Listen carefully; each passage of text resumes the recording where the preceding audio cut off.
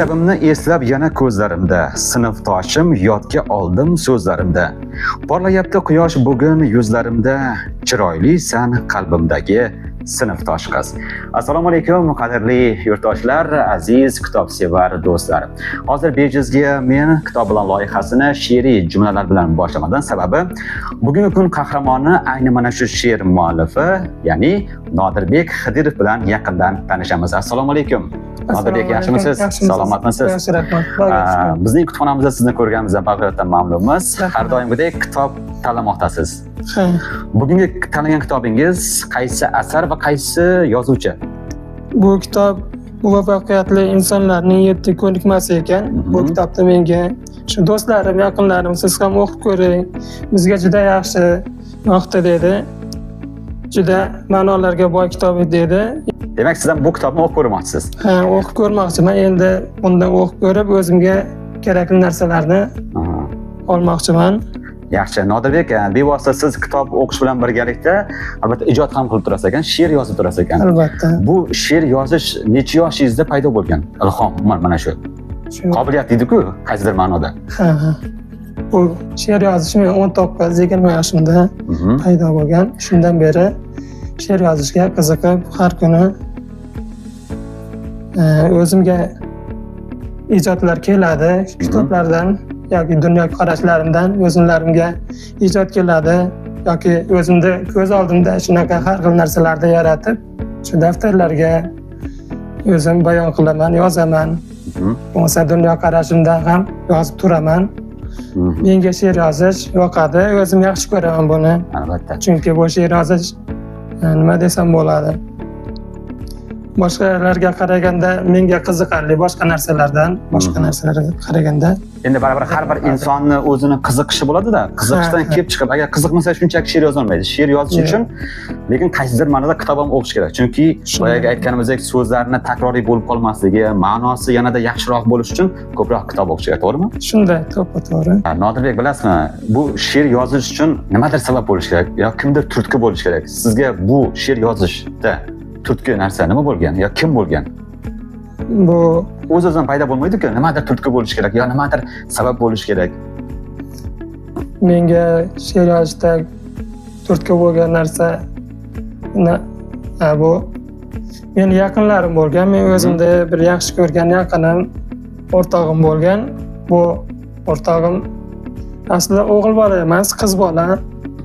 Shu tufayli men san'at olamiga, ijodga kirib kelganman va she'r yozishda davom etganman. Bundan keyin ham yozmoqdaman. Endi bundan buyog'iga she'r yozishga harakat qilaman va bundan ham yaxshiroq she'rlarni yozishga xalqimiz uchun xizmat qilaman.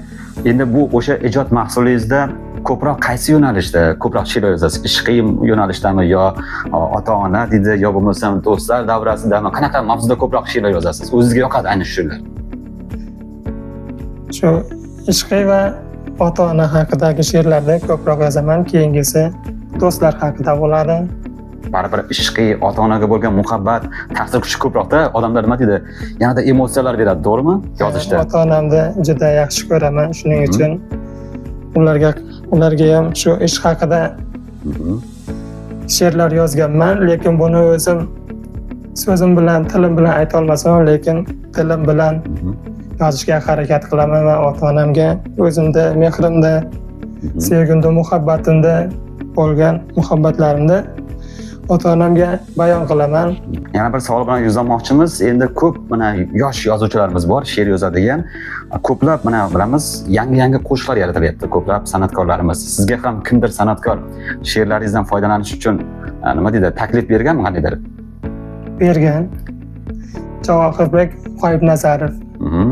Adashmasam bu o'zingizdagi yosh ijodkor, san'atkor desak ham bo'ladi, shundaymi? Shunday. Mualliflik qo'shiqlarini yaratgan adashmasak, sizning she'rlaringizdan foydalangan holatda. Albatta yaxshi.